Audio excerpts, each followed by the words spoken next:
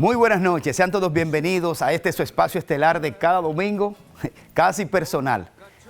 Gracias por la sintonía, el honor que nos brinda de estar con nosotros aquí. Mire, siga nuestras redes sociales, aproveche ahora, tome el celular y entre a nuestro canal de YouTube. Dele la campanita, suscríbase y vea nuestras entrevistas y nuestros invitados ahí. También mis redes sociales, Graimer Méndez, @Graimer Méndez. El programa de hoy es para que no se despeguen de su televisor. Quiero dar inicio de una manera sutil, hermosa. Le llamaban el gorrión de París, Edith Piaf, que un día como hoy nació esa artista emblemática de una canción elevada. Inicia casi personal con Edith Piaf. Je ne regrette rien, ni le bien qu'on m'a fait, ni le mal, tout ça m'est bien égal. Non, rien de rien, non, je ne regrette rien, c'est payé.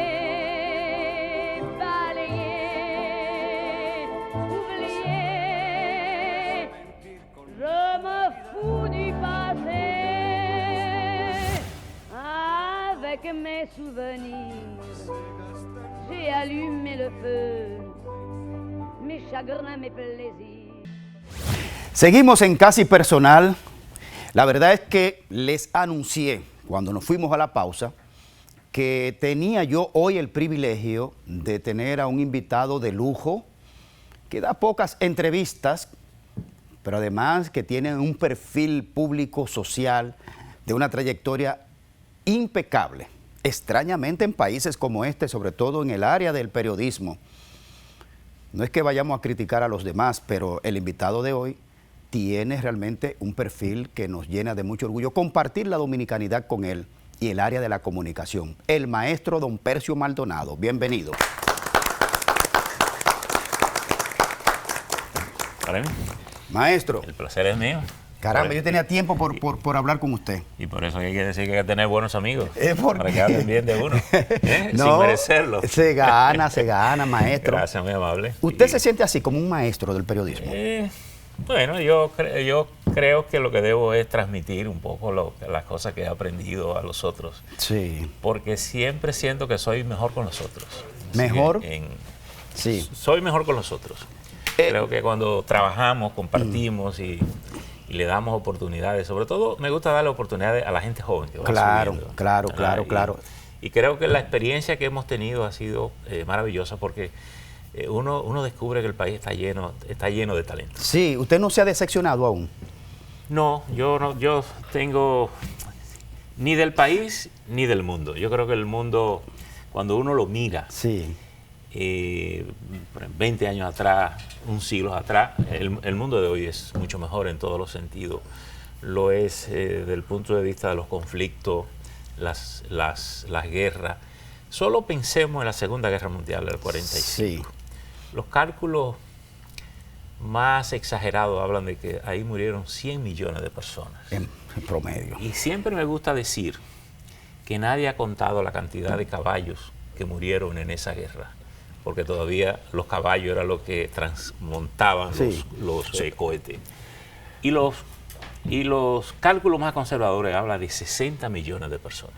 Cualquiera de las dos cifras son cifras espantosas, inadmisibles, inadmisibles en un mundo como el de hoy. Entonces, si lo tomamos desde el punto de vista de la medicina, yo creo que los cambios han sido fantásticos. Si lo tomamos desde el punto de vista de la comunicación, de la tecnología, de la universalización del mundo, de la cercanía que genera desde el punto de vista las humano, telecomunicaciones, ha sido extraordinario. Usted es un optimista consagrado. Yo soy un optimista racional. Ah, bueno, vamos a sentarnos, maestro. Un optimista racional. Sí, racional. Me gusta evaluar las cosas. Sí. Para tener una idea justa de ellas, sí. y una valoración justa de ellas. Creo que el país tiene, ya circunscrito a la realidad nuestra, mucho más de lo que necesitamos para estar mejores. Increíble. Evidentemente que usted es un vaso de agua fresca con esas palabras, porque realmente estamos muy atomizados en términos sociales generalmente, y una desconfianza muy arraigada en las personas. Escuchándolo hablar, me da la sensación de que usted forma parte de ese grupo de gente que se le pudiera llamar humanista. ¿Se considera un humanista? Bueno, si el término me cabe, no lo rechazo. Si la humanidad es ser solidario con los otros, tener un cierto límite también con lo que necesito. Y fíjate, y quizá usando ese término, me permite decir esto. Yo creo que y yo no sé si tal vez los años nos van permitiendo esa enseñanza, o puede ser una visión optimista en la medida en que vamos cumpliendo años. Pero yo creo que descubro todos los días que necesito menos cosas materiales para vivir feliz. Qué afortunado. Y entonces, hay una realidad, no hay caja de muerto con bolsillo. Entonces, a uno le ponen un poco de ropa por el pudor, ¿no? A cuidar el pudor. Pero y a veces se la ponen cara, yo no sé para qué. Exacto, te compras una cara extraordinaria. una chaqueta de etiqueta. Claro, entonces yo creo que la vida, en la medida en que se lleva más simple, de manera más razonable, hace a la gente más feliz. Increíble, tenemos otra condición muy particular, y es que somos una isla con dos naciones totalmente distintas, o grandemente distintas. Porque tú tienes, por ejemplo, la Corea dividida, Corea del Norte y Corea del Sur, pero son coreanos que se pelearon. Que en el caso de los chinos, que son bastante pacientes, ellos siempre esperan, ¿no? Tienen tiempo. Por eso aquella famosa visita de Nixon a China, cuando comenzó a romper el hielo, los estadounidenses le dijeron a los chinos, bueno, en esta conversación Taiwán no entra en el diálogo. Y los chinos, ¿sabes cuál fue la respuesta de los chinos? ¿Cuál? No hay problema, podemos esperar. Pero el origen de ese concepto tiene que ver con esa tragedia. Pero esta entrevista comenzó al revés, Percio. ¿Por qué? Porque lo que pasa es que estamos hablando con un hombre de un acervo cultural impresionante dos cosas se están dando en este momento en esta entrevista. Una verdad que es que tiene su acervo cultural, intelectual, o dos, está aplicando una técnica inteligente de gastarme el tiempo de la entrevista en el tema que él quiere plantear. Pero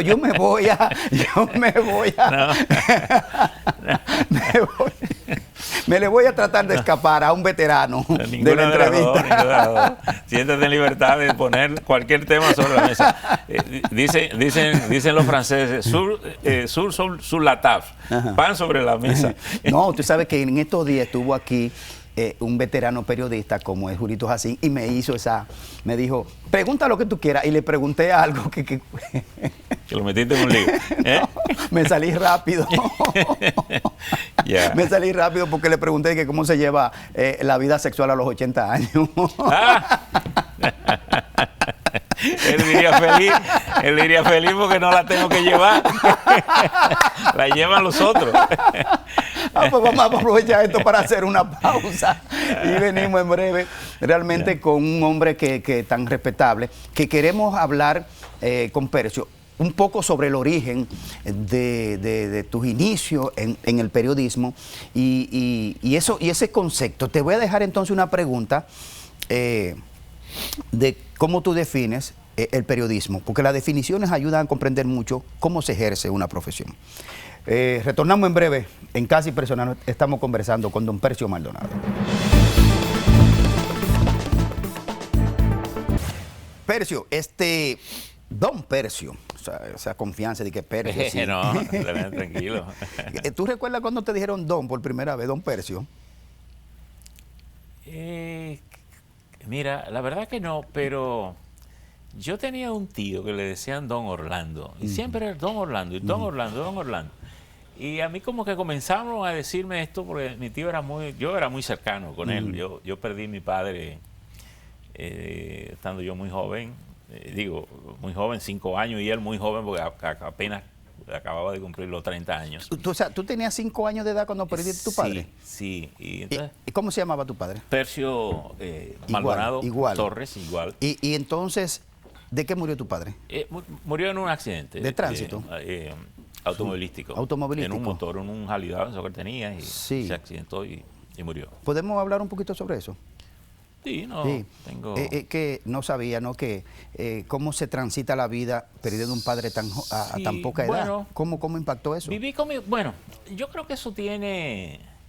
A una edad de 5 años, un Sí. niño nunca tal vez puede lograr valorar en su justa medida el impacto. Ujú.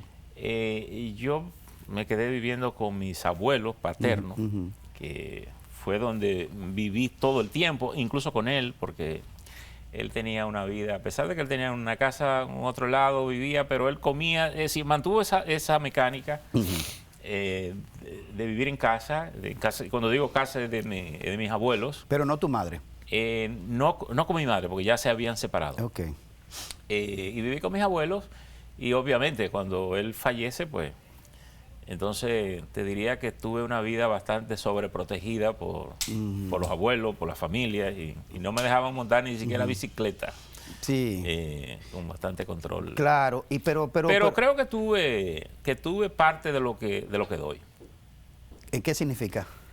Creo que me enseñaron todas Sí. cosas buenas. Yo lo único que recibí fue cariño, afecto, digamos en exceso. ¿Y De los abuelos y de la familia. Sí. Todavía yo tengo tías que me llevan un año Sí. y ellas me tratan como si yo fuera el bebé. Me compran ropa, me llevan todo. Así me hacen lleno de todo. cana y una Sí, calvicie sí. Y yo a veces amenazante. me río y las dejo porque sé que eso era lo que ellos veían en casa, que Sí. hacían conmigo. Y era un poco sobreprotección porque todo el mundo... Ocurre que mi padre era el más pequeño de casa de mis abuelos. De su casa. Y Porque tú entonces- te criaste con los abuelos paternos. Paterno, con mis Ah, abuelos muy bien. paternos, con los Ellos padres de- al faltar tu padre, decidieron No, encargarse de ti. Yo diría que de sobremanera. Entonces, ¿Y tu madre, Percio? mi madre está viva todavía. Ahora actualmente vive en los Estados Unidos. Mi madre era de la Isabela, Puerto Plata. Puerto Plata. Tiene 96, 95 ¿Sí? años. ¿Está lúcida? Sí, lúcida, tiene su cabeza. Bueno, le amputaron una pierna un tiempo pasado. Sí. Le está de cama, silla de rueda, pero su mente, a veces se le olvidan cositas, pero Pero se me olvida a mí. luce bien y entusiasta, ríe. Sí. En fin, la verdad Es de buen humor. de buen humor, de buen Entonces, sentido. Sí. Te decía, se queda ahí en el tintero un poco, el tema de cuando comienzan a decirte Don y hablaste de tu tío Orlando. Pero es para significar el tema de la edad en tu vida, cómo las asumes. No, bien, de manera natural. Yo una vez me reí muchísimo con una doctora que llegó a mi oficina, al periódico, Ajá. y entonces me dice que lo llama la doctora X, me dan un papelito. Yo llamo, le devuelvo la llamada, y entonces me responde la doctora. Mire, le habla a Percio Maldonado, estoy devolviendo una llamada. Dice, ¿que lo llamamos de aquí? Sí. Entonces ya como que me da como cierta duda de que como que no me han llamado. Pero me sigue conversando y dice, sí, ya sé para qué. Dice, lo que pasa es que lo estábamos mirando en la televisión. Y concluimos que usted era un buen candidato para teñirle el pelo, o ponerle piel en el pelo, me dice ella. Y yo me río muchísimo. Digo yo, bueno, de mi calle, yo creo que lo único que no se la Evidentemente no aceptaste el intercambio. Claro. Yo le digo, Tenías que aprovechar, Percio, ahí. yo creo que de mi calle, el único que no se ha puesto pelo soy yo. Sí. Y no me lo voy a poner. Le digo, tengo la convicción de que me he pasado 40 años con el pelo negro y con pelo. Ahora voy a experimentar con el cabello blanco y asunto. No, yo asumo mi edad como la vivo. Sí, muy bien. Te dejamos una pregunta en la pausa. ¿Cómo tú defines periodismo? ¿Cómo te la enseñaron en la escuela? ¿O si Bueno. has variado ese concepto? No, yo creo que el concepto del periodismo se mantiene intacto y pienso que no va a cambiar por mucho que el mundo cambie. El periodismo solo tiene sentido si se sirve a los demás.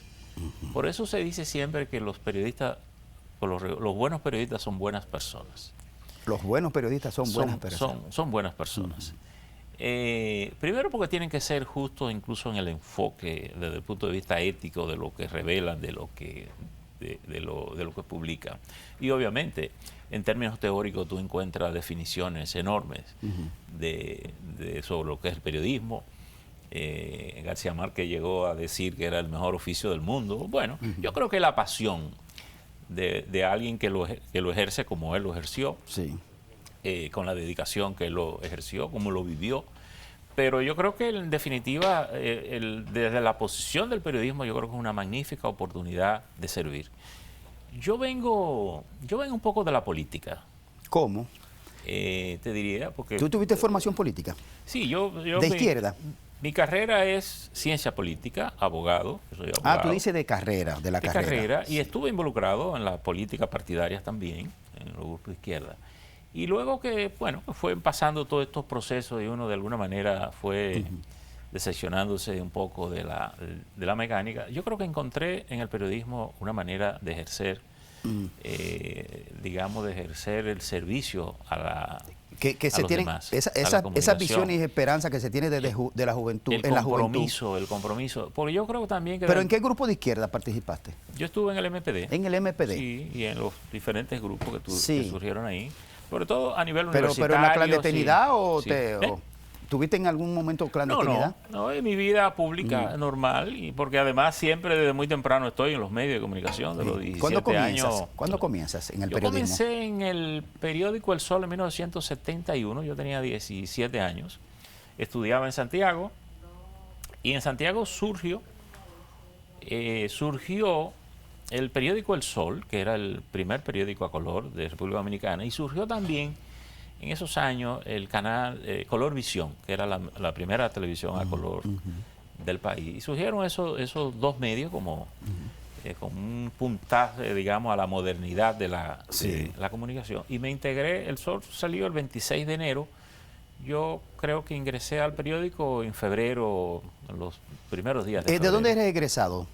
Yo soy de la Universidad Autónoma de Santo Domingo y la Universidad Interamericana. Okay. Estudié también Administración de Proyectos con la Universidad Simón Bolívar de Venezuela. Sí. Pero en un programa que se desarrollaba aquí en República Dominicana. ¿Alguna vez en ese ejercicio periodístico, y más en esos tiempos, estamos hablando que en el 71 estaba la Guerra Fría en su máximo esplendor? Sí, era una estaba época muy Joaquín dura. Balaguer en el poder con 6 años, Sí.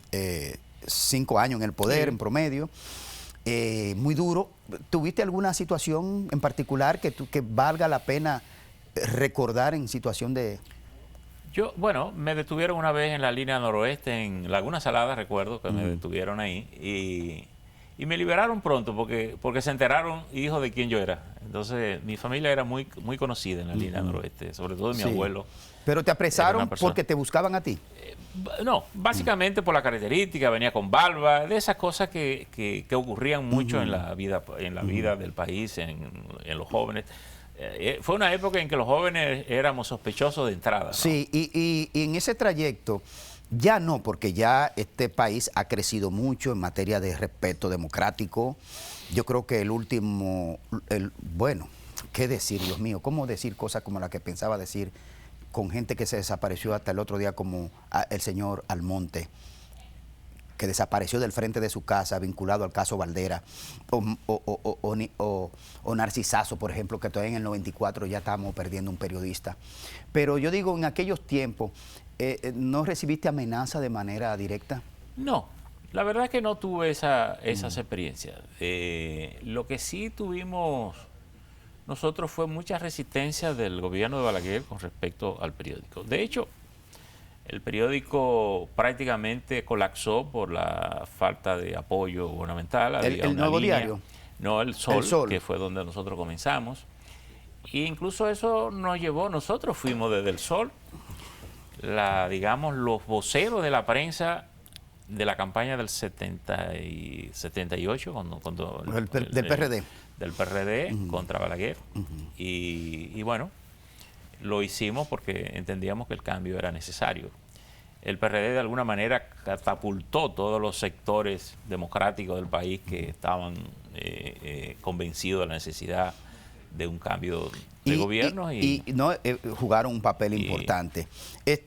El Nuevo Diario, como que no se puede hablar de Percio sin hablar del Nuevo Diario. ¿Tú no fuiste de los fundadores del periódico, o sí? Sí, cómo no. ¿Fuiste de los fundadores? Nosotros salimos del Sol a fundar el Nuevo Diario. ¿Quiénes lo fundaron? Es una historia simpática. porque el Nuevo Diario tiene un fenómeno raro. Como que era un club. No, ocurre que yo me voy a Chicago en el 80, los años 80 más o menos, a una exposición de artes gráficas que se hacía en Chicago en esa época, donde salían todos los nuevos inventos que tenía que ver con el desarrollo de las telecomunicaciones. Me voy a Chicago y cuando yo regreso, Juan Bolívar, que era el director del Sol, me comunica que él, molesto con el administrador del Sol, que él iba a renunciar. Y yo le digo, ¿cómo que tú vas a renunciar? ¿Y cómo tú vas a renunciar después que nosotros hemos metido toda esta gente en el asunto? Y entonces quedamos en que íbamos a conversar en la noche del tema. Y nos citamos al restaurante Mandarín, que era un restaurante que estaba en el Malecón, al lado del Vesubio. No sé si lo llegaste a conocer. Al Vesubio, sí, el Mandarín no. Mandarín. Bueno, nos sentamos en el Mandarín, hablamos del tema y yo le digo, pero nosotros no podemos renunciar y dejar a todos estos muchachos enganchados. Vamos a hacer un periódico, le digo. Y entonces él me dice, pero ¿y cómo vamos a hacer un periódico? Nosotros no tenemos recursos para hacer un periódico. Y esa noche no concluimos, sino que quedamos que íbamos a juntar el grupo para conversar del asunto. ¿Quiénes estaban ahí? ¿Quiénes eran los convocados? Ahí estaba, esos convocados, ahí estaba Manuel Quiterio Cedeño. ¿Estuvo Consuelo Despradel? Estuvo Consuelo Despradel en principio, que era colaboradora del Sol, tenía una columna en el Sol. El Nuevo Diario realmente ha jugado un papel en la sociedad dominicana, en la democracia. Estuvo al punto de extinguirse en esta crisis que se armó del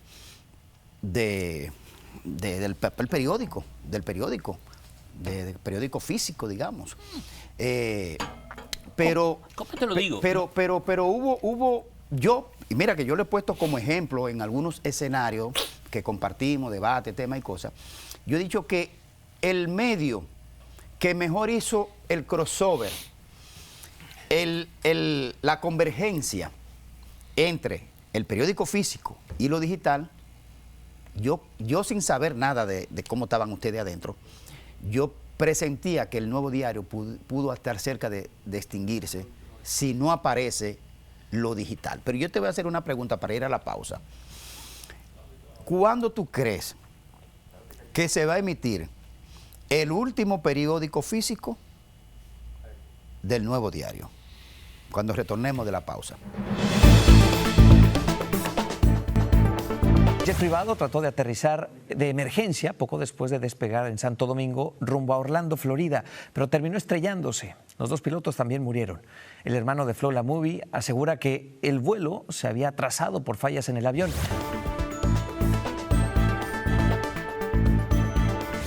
Seguimos en Casi Personal. Don Percio, cuando se dijo públicamente, creo que fue Bill Gates que lo dijo, o uno de esos guruses de la nueva era de las tecnologías, que el periódico físico iba a desaparecer, todos nos asombramos como que era imposible.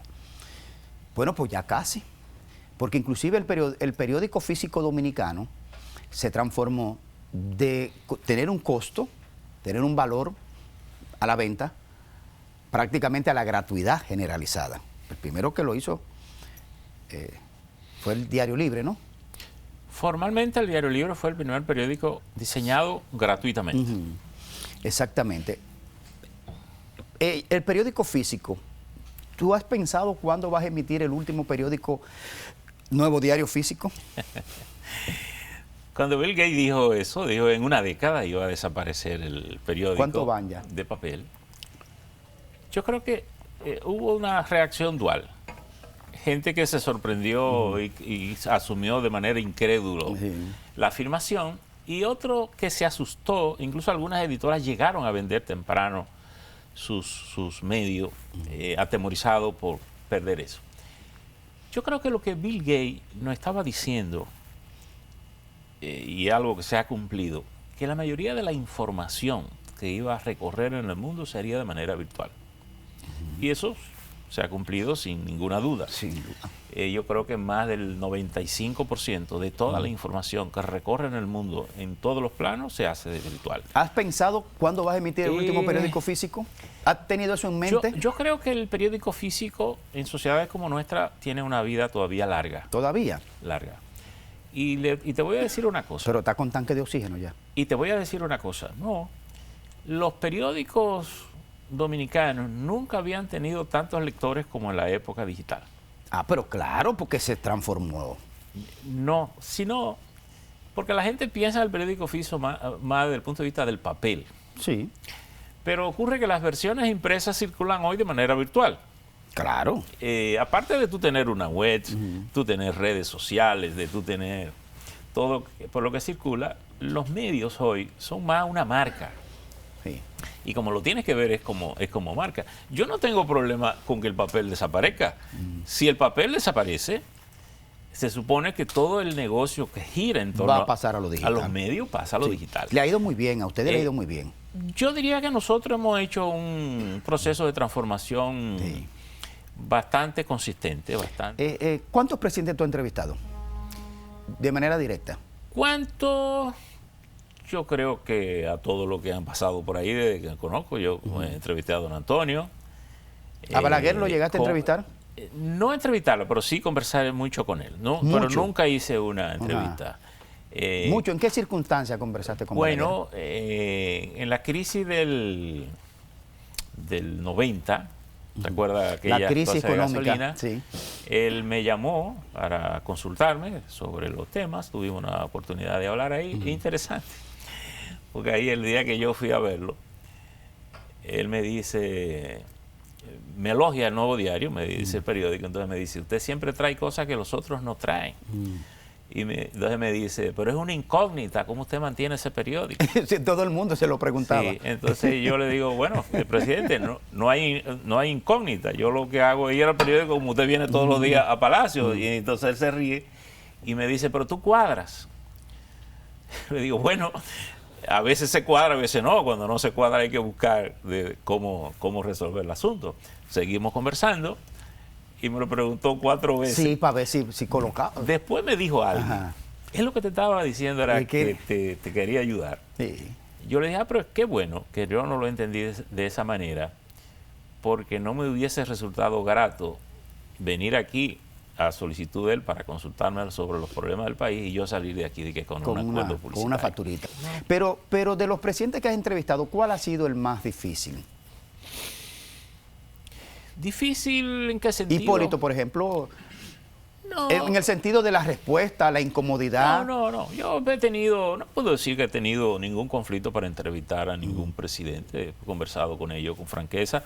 A veces diferimos de criterio, concepto, pero nunca para agredirlo, ni yo agredirlo, ni creo que me he sentido agredido por ello.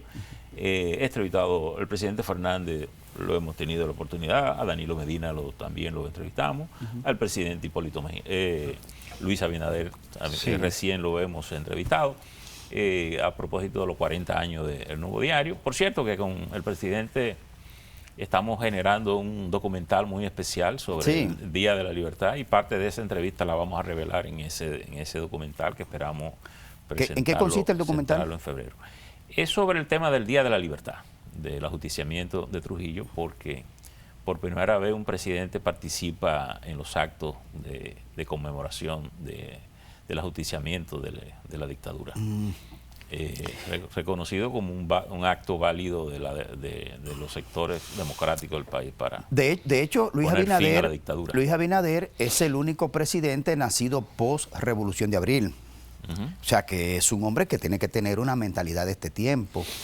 ¿Piensa, Percio, que se cierra un ciclo con la salida de Danilo Medina del poder? ¿Ya se cierra un ciclo de esa generación? ¿O alguno aún puede ser presidente de esa generación? Yo creo que decretar la muerte de una figura política siempre es riesgoso. Mientras esté en la faz sobre la tierra, nadie puede pensar que una persona no puede regresar a un caso. Hay demasiado caso en la historia de la humanidad como para hacer eso. Yo no me atrevería a decir eso. Lo que sí yo aspiro como ciudadano de este país es que todo esto que hemos visto, estos niveles de corrupción que ha tenido la democracia dominicana desaparezca. Yo creo que eso es una cosa lacerante, vergonzosa, imperdonable. Sobre todo por sectores que uno asumió, digamos, las expectativas de transformar la vida del país. Sí. Y eso sí yo pienso. Y fíjate que el presidente está haciendo, y el actual Ministerio Público está haciendo un esfuerzo por sanear muchos aspectos. Ojalá lleguemos a la profundidad que sea necesario para cambiar eso. Pero sobre todo, y esto lo quiero decir aquí, no basta solo con corretear corruptos. Hay que establecer los controles necesarios para que los que están siempre calculando sobre lo creado no se nos salgan siempre con la suya. Yo creo que si la sociedad dominicana ha tenido mucho desaliento, tiene que ver justamente con esas malas prácticas, con esos malos mensajes que se mandan desde el Estado. Y porque yo creo que este país tiene más de lo que necesita para estar mejor. Pero tú has dicho algo de que no es el momento, no es para estar correteando a temas de corruptos, sino aplicando realmente. No, pero yo creo que hay que hacer ambas cosas. Sí, pero lo que te quiero por preguntar aquello es... de que la tambora suena bien cuando le damos con las dos manos. Sí. Pero lo que quiero decir es porque hemos correteado muchos corruptos desde hace mucho. Yo creo que el país tiene muchas experiencias en esto. Pero siempre caemos en lo mismo y a veces la corrupción ha ido creciendo en vez de ir disminuyendo. El desazón que se ha producido en América Latina, en general, desde México hasta Argentina y el Caribe. El Caribe, a excepción de las islas de las coloniales aún todavía, es que la decepción llega a un punto tal que entonces se comienza a pensar en quien sea. La República Dominicana, todavía estamos a tiempo de salvar eso o estamos muy próximos a buscar a quien sea, si nos decepcionamos yo tanto. creo que los partidos políticos, a pesar de que están en una situación precaria aquí, siguen teniendo mucha incidencia en la vida del país. Y mientras eso ocurre, la espacia de un OSAIDE, como se llama en la política, tiene espacios reducidos. Otra pregunta, Percio. El tema de la Constitución. Tú dices que nadie está muerto en política, pero la Constitución plantea la no reelección. Por lo tanto, de los expresidentes ya hay dos que están absolutamente descartados en esa Constitución, que es Hipólito Mejía y Danilo Medina. Bueno, en el caso del presidente Hipólito Mejía no se le aplica esa parte, porque no se le aplica. Acuérdate que él estuvo inhabilitado y se le habilitó en el acuerdo de las corbatas azules. Ah, bueno, sí, por eso se hablaba de un tema de que a Danilo se le negaban derechos constitucionales, porque solo se lo impedía a él. Claro. Pero ojo con eso. Yo creo que... Pero la pregunta es, Percio, ¿tú crees que todavía estamos en condiciones, a propósito de lo que se advierte, de lo que tú le dices a la comunidad política que nos ve hasta ahora, con esas advertencias, ¿tú crees que se puede confiar en una reforma constitucional? ¿Todavía aquí hay espacio para hacer reformas constitucionales que toquen ese punto? ¿De reformar la Constitución para una reelección? Yo creo que ese es un tema que no lo podemos dar por cerrado. No.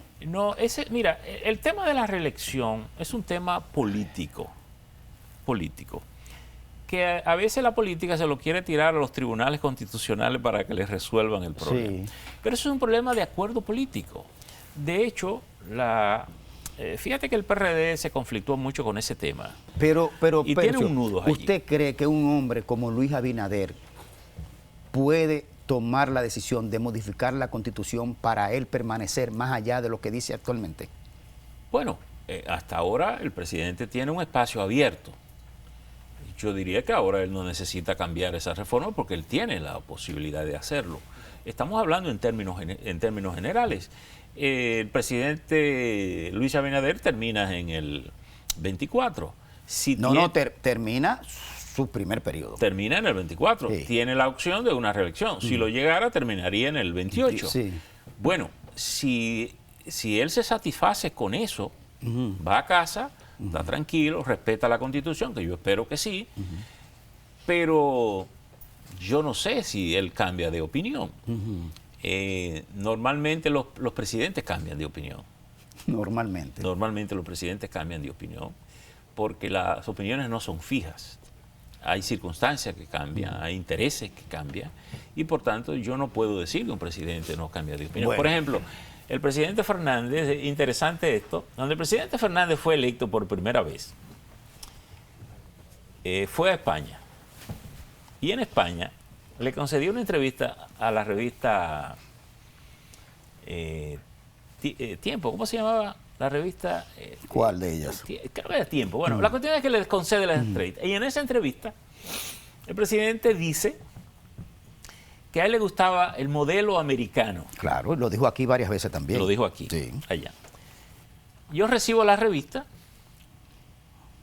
y digo, oh, pero cosas interesantes. Primero, un presidente electo que no había subido comienza a desarrollar una serie de ideas de lo que él tiene sobre el poder y yo reproduzco la revista aquí, en el periódico. Sí. La entrevista la reproduzco, obviamente dándole el crédito a la revista. En esa entrevista el presidente decía que le gustaba el estilo americano y el presidente ejerció su presión, pero cuando el presidente se vio impedido, el presidente hizo el acuerdo de la corbata azul. Bueno. Porque no se permitía salir del palacio con un nunca jamás. Entonces, en un político tú no puedes pensar que esas ideas no pueden cambiar pero si el presidente Luis Abinader sale en el 28 y se va, la política no termina ahí, las circunstancias siguen abiertas, los partidos siguen interactuando. Pero estuvimos cerca de una crisis con el tercer intento, con el segundo intento de modificar la Constitución de Danilo Medina en su propio periodo. Fue una situación muy incómoda de intervencionismo, inclusive norteamericano. Sí. ¿Usted cree que Luis Abinader y ese grupo político que le acompaña no tienen la suficiente madurez de saber que podrían meter al país? No, yo creo que es muy temprano todavía. Es muy temprano, para pensar. Sí. Y las circunstancias siempre cambian, o sea, las circunstancias son cambiantes. Yo no diría que el presidente va a pensar en eso, va a hacer, no lo sé. Sí. Sería muy aventurado yo decir lo que va a ocurrir en el 28. Pues en el 28, porque en el 24 es impensable, porque él tiene su camino abierto. Pero también hay que ver lo que pase en el país, los partidos políticos, lo que ocurre en los partidos políticos. Por tanto, yo creo que uno lo que tiene siempre que estar abiertos para mirar todas las tendencias abiertas. Una cosa, don Percio, para ir a la pausa, que todo el que trabaja en Telemicro, hay como una especie de misticismo alrededor de la figura de Juan Ramón Gómez Díaz. ¿Ah, sí? Digo yo, sí, porque como que uno no se imagina cómo es que se lidia con ese señor y cómo se trabaja con él. Yo te voy a dejar una pregunta para ir a la pausa. ¿Cómo ha logrado trabajar por tantos años con Juan Ramón Gómez Díaz? ¿Cómo es que tú logras eso? Pero cuando retornemos de la pausa.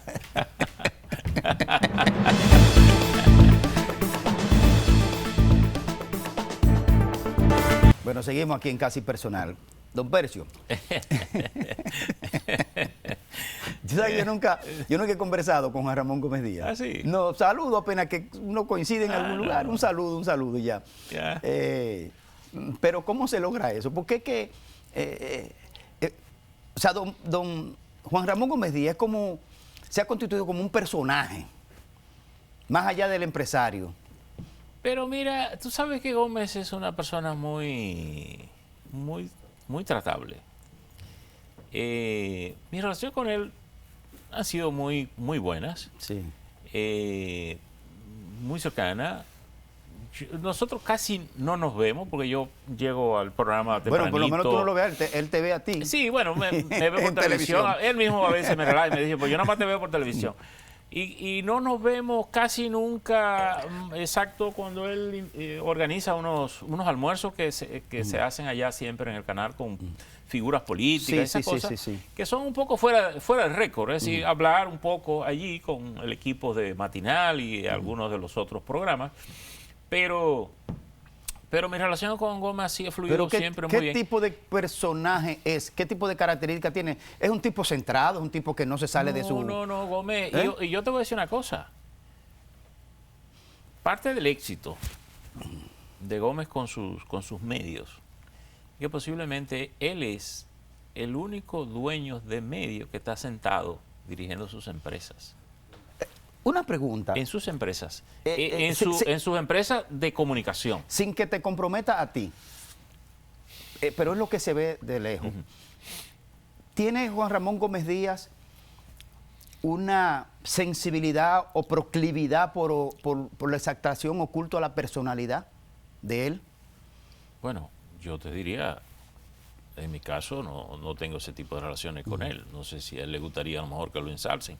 Yo no soy persona de ensalzar personas en el orden personal. Soy persona de buen trato y tengo con él una relación fantástica, maravillosa, pero no, y te voy a decir una cosa, y a nivel de comunicación, nunca he tenido un tema con él de temas que no quiere que aborden o temas que... Bueno, nosotros hemos tenido libertad. Quizá tiene que ver mucho contigo. Posiblemente tenga que ver con mi personalidad, pero yo con él no puedo dar un testimonio contrario a ese. Una cosa... Es más, a veces, yo te voy a decir una cosa, a veces yo he sido más conservador advirtiéndole de cosas que él a mí como comunicador. ¿Hay en el país un monopolio de propiedad de los medios de comunicación? Yo no diría monopolio, creo que ese no sería un concepto correcto. ¿Oligopolio? Porque aquí hay dueños de muchos medios, que es distinto. Por ejemplo, no, porque un monopolio es cuando alguien controla toda la prensa, pero por ejemplo, Gómez tiene un bloque de medios. Y emisoras y canales. Pepín Corripio tiene otro grupo de medios. El grupo Estrella tiene otro grupo. Tiene RCC Media. RCC Media tiene otro grupo. Es decir, que tú tienes... Pero la concentración, porque ya hemos mencionado tres personas, tres grupos, que en sí deben tener más del 90%. Cuatro grupos importantes. Sí, que deben tener, por ejemplo, Pepín Corripio para mí es un fenómeno teniendo tantos medios, pero creo que es un individuo que no abusa en términos del uso de los medios, aún teniendo tantos periódicos y medios de comunicación. Mira, y aquí surge un tema importante, que a veces a mí esto me lo preguntan. Yo creo que la discusión sobre la concentración de los medios cambió hace mucho del criterio que teníamos antes, porque con la tecnología todo eso cambió, todo eso varió, esa discusión varió de naturaleza. Sí. Segundo, yo tal vez soy una de los eslabones más débiles del sistema de comunicación. Sí, ¿por qué? Bueno, en el sentido de que no pertenezco a un grupo económico, pero tú tengo el asunto, pero... Pero tú eres colega de Pepín Corripio. Está bien. Son dueños de medios. Está bien, soy dueño, pero lo que te digo, en ese escalón de dueño posiblemente yo no tengo... Porque, por ejemplo, tú tomas un empresario como Pepín Corripio y sus medios no le generan su riqueza. Se la generan otras actividades económicas en las que él sustenta. Pero no es amenazante para el ejercicio profesional que 4 gente tengan tanto que el periodista ya está a expensa de quedarse sin espacio si sale de uno de ellos. No, y fíjate por qué te diría en este caso que no. Cuando estas cosas han ocurrido es porque los medios han entrado en crisis económica y no podemos discutir esto sin observar la crisis económica de los medios. Porque yo prefiero un medio abierto con un dueño que un medio cerrado. Entonces, si tú te pones a ver cómo cae el Listín Diario en manos de Pepín Corripio, después de una crisis económica de cierre, de intervención. ¿Cuántos medios tiene Pepín? ¿Cuántos medios tiene? Sí. Bueno, tiene... ¿Periódicos por lo menos? De los periódicos 4, de los 8 periódicos tiene 4, tiene 3 canales de televisión, tiene emisora, no sé cuántas, pero tiene. Sí. Pero cuando esas discusiones, cuando esa diversidad se produce, no hay forma de tú ocultar un tema, que parte del riesgo que hay con el monopolio es que tú dices, bueno, si yo controlo todos los medios, hay temas que no se tratan. Aquí se tratan todos, es la verdad. Pero aquí no se nuestra trata. libertad de prensa Claro, está entonces, muy elevada realmente. Por la diversidad. Pero una Porque pregunta, lo que Percio. pueda ser un interés de Pepín Corripio no lo es de Gómez. O lo que puede ser un interés de Gómez no lo es de Pepín. O lo que sea un interés de ellos dos no lo es del Grupo Estrella o de RC Media, no lo es. Entonces, o no lo es mío. Porque, por ejemplo, yo te digo, yo soy el eslabón más pequeño, pero yo soy hoy periódico impreso, canal de televisión digital, Sí. soy redes sociales, soy Facebook, soy Instagram, soy Nasdaq. Está muy actualizado. Yo tengo la certificación de la primera cuenta de Instagram abierta en el país de un medio de comunicación. Tú, Es decir, el primero que abrió. claro, el nuevo diario. Bueno, nosotros Fue el hemos primero que estado abrió una en cuenta Instagram. en Instagram. Entonces, ¿Cómo? es certificada por Instagram, comunicado. No que yo le he pedido, ellos mismos la mandaron. Sí, Entonces, ya tú has hecho TikTok. estamos en ese proceso. Sí, pero con un tú departamento. personalmente friendo un huevo en la casa. No. ¿Eh? Eso No, tú no entras ahí. No, hombre, no, Tu diversidad no llega tanto. Exacto, no, yo creo que eso hay que dejárselo más a los muchachos, los más jóvenes, pero obviamente, lo estamos integrando ya en el periódico, buscando un perfil de noticia curiosa, simpática, que haga, lo estamos armando. Sí. ¿Tú crees que este proceso que está llevando tanto Jenny Berenice, la Procuraduría, con Camacho y Miriam Germán a la cabeza, tú crees que realmente vamos a llegar a conclusiones serias de persecución, de retomar los robados y que paguen? Bueno, esa es la esperanza, yo pienso, de todos. Yo me atrevería hasta a incluirte, ¿verdad? Claro, por Tú que supuesto. no me lo has dicho, pero como ciudadano supuesto, sí. y como te conozco, sé que sería el sueño de todos. Primero, que se acabe la práctica de corrupción, porque yo siempre parto de lo siguiente: si yo he vivido decentemente, ¿por qué los otros no pueden hacerlo? No me he muerto, no me he robado nada, no le he cogido nada. Le he servido al Estado, nunca me han pagado un chele porque no cobro el chele, no le cobro ningún servicio, lo hago de manera gratuita. Por tanto, ¿por qué los otros no pueden vivir de esa manera? ¿Por qué permitirle a alguien que dañe la vida del país? Porque la corrupción no es tanto lo que se lleva, A cualquier nivel, Percio. es lo que daña, a cualquier nivel. Cuando hablamos de cualquier nivel, estamos hablando de un presidente preso, posiblemente. No sé quién tenga que caer preso, pero el que la hizo la tiene que pagar. No tenemos que respetar la condición de alguien que no ha cumplido con su deber, con su responsabilidad ciudadana. Un país se respeta cuando hace respetar sus leyes. Y si usted no cumplió su misión, usted no puede alegar derechos ante una nación. Eso es una cosa elemental. Y te voy a decir una cosa: la República Dominicana, porque eso no sería nuevo, la República Dominicana inició el procesamiento de un presidente en los años 80 en América. Sí. Por aquí fue que comenzó. Sí. Solo Aunque que, Balaguer después solo que negó el compromiso real de persecución de la corrupción. Y eso es lo que no quiero que ocurra. Ah. Es decir, que nos conformemos con el aspectos políticos, en corretear gente, en chequear lo que creemos que son de otros, y que no estemos poniendo los correctivos de controles de la economía, de las gestiones públicas para hacerlo. Por eso es que quiero que esa lucha vaya en paralelo. Poner a responder a todo el que tenga que responder y tomar las medidas de controles necesarias. ¿A qué distancia tú crees que estamos de tener una primera presidente de la República? Bueno, yo creo que no, eso hay que tener una candidata y un partido que lo apoye. Yo creo que este país puede votar por una mujer perfectamente. Sí. Sí, no tengo duda, por eso. ¿Qué te parece la opción de Margarita?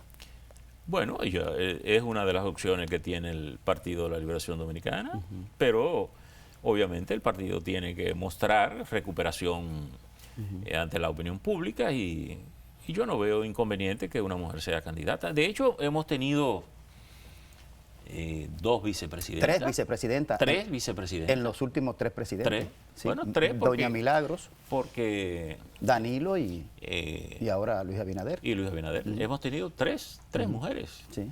vicepresidente. Ya tuvimos una presidenta de la Cámara de Diputados, una presidenta del Senado, la primera alcaldesa ahora con Carolina en la ciudad. Y la primera rectora. ¿Tú confías en la primera rectora de la Universidad la Autónoma? primera rectora, doña Inma Polanco? Sí, yo no creo que la sociedad dominicana tenga conflicto en aceptar que una mujer le gobierne.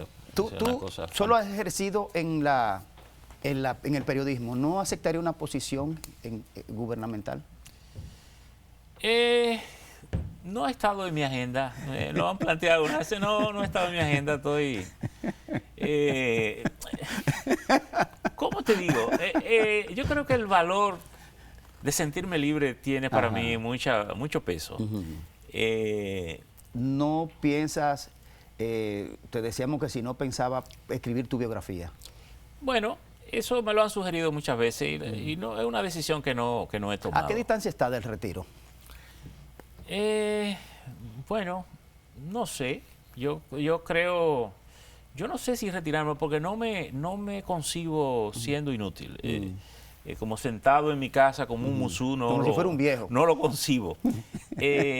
Yo, sin embargo, mira el concepto que yo tengo de las instituciones. A mí me gusta poner las instituciones que funcionen sin mí. Porque creo que cuando funcionan sin mí es cuando están bien. Por tanto, yo dirijo el tenis, pero tengo un equipo en la federación que opera casi con el piloto automático. En COTE me pasa lo igual, pero en el periódico me pasa igual. Ya, por ejemplo, mi hijo es el gerente general ahí. Tengo un jefe de redacción. Me puedo ir de viaje, eso camina, funciona. Por tanto, yo pienso que más que un retiro, ir sortando como he sortado. Y te diría que con el periódico he tenido una experiencia sumamente gratificante.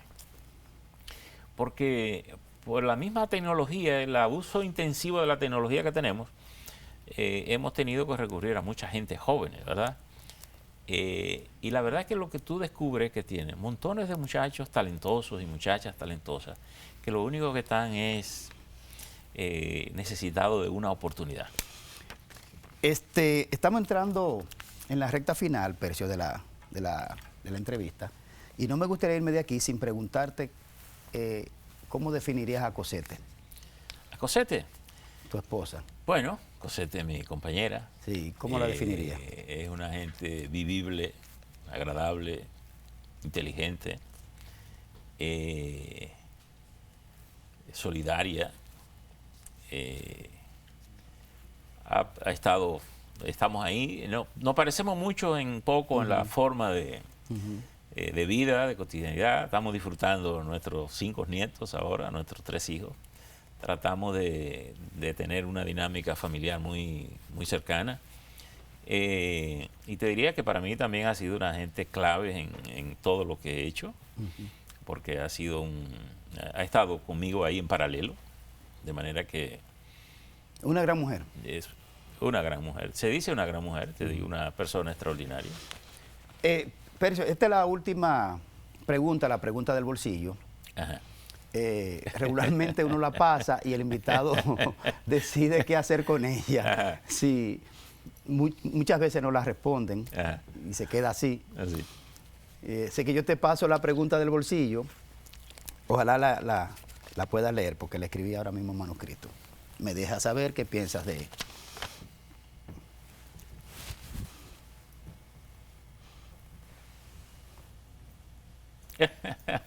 A los foques. Que se invitaría a los foques a una reunión de medios. Sí, yo invitaría a los foques. ¿Cómo no? Creo que es un personaje que de la realidad comunicacional del país yo perfectamente tendría... ¿Tú le llamarías colegas a los foques? Bueno, si colegas es por lo que hacemos lo mismo, le llamaría colega, no tendría problema, pero lo que te quiero decir, no tendría problema en sentarme con él y conversar con él y por ejemplo, escuchar sus ideas. Por ejemplo, deciden juntarse Pepín Corripio, Antonio Espaillá, Juan Ramón Gómez Díaz. ¿Cuál fue el otro que me mencionaste ahorita? De esos grandes. Bueno, Estrella. Estrella. El grupo. Y Percio Maldonado. Van a analizar el tema de la comunicación. Entonces, ¿estaría a los foques sentado en esa mesa? Yo particularmente no tendría ningún problema en que sentar cualquiera que pueda dar una opinión No, cualquiera no, a los foques. de la convención. Y a los foques, por eso te digo, cualquier persona que tenga Sí. una opinión sobre los medios lo escucharía con... Por ejemplo, cuando usted le fuera a dirigir la palabra, mire, don Alofoque, este punto, ¿qué usted cree? Bueno, Alofoque es el nombre artístico, ¿verdad? Pero todo el mundo tiene un nombre. En el caso de una reunión con nosotros, se le llamaría por su nombre propio, ¿verdad? Bueno, Ya. gracias, don Pero, Percio. gracias, ha sido muy grato, muy amable. Sí. Gracias a ustedes Sí. por acompañarnos en este programa casi personal. Hasta un próximo encuentro.